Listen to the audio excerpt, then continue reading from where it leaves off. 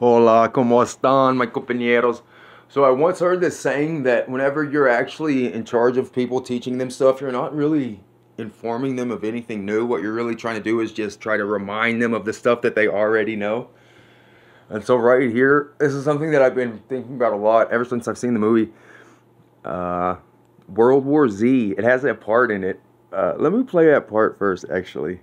I was going to read that first, but let me play this part first. The problem with most people is that they don't believe something can happen until it already has. It's not stupidity or weakness. It's just human nature. How did you know? Gerald Lane wrote a self-defeating Jeremiah about his employer, the UN, back in 2010. Caused a few ripples, sidelined your career. Thought you'd have parlayed those ripples into a self-righteous book. No nose for profit.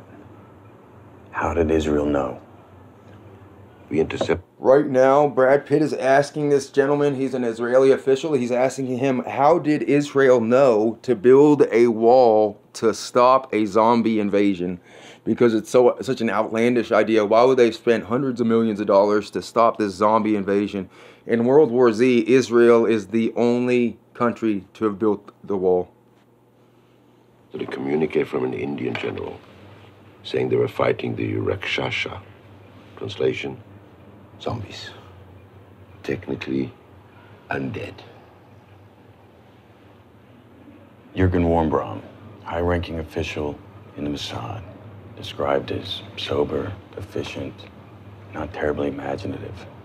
And yet, you build a wall because you read a communique that mentions the word zombie? Well, put like that, I'd be skeptical as well. In the 30s, Jews refused to believe they could be sent to concentration camps.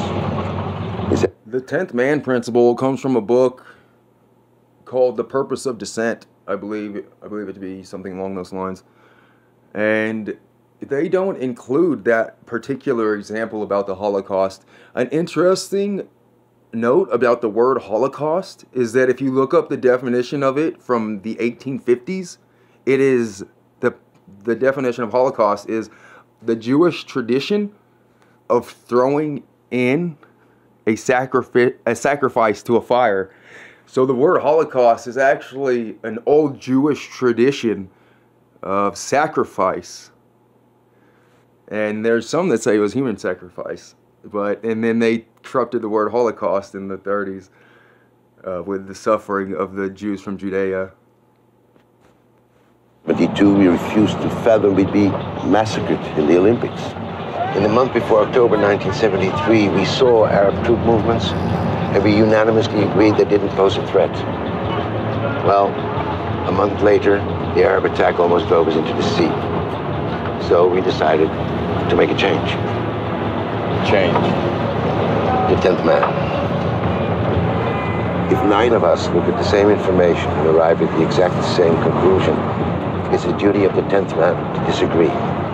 No matter how improbable it may seem, the 10th man has to start digging with the assumption that the other 9 are wrong. And you were that 10th man? Precisely. The 9 are wrong. And you were that 10th man? Precisely. I think that encapsulates my point right there.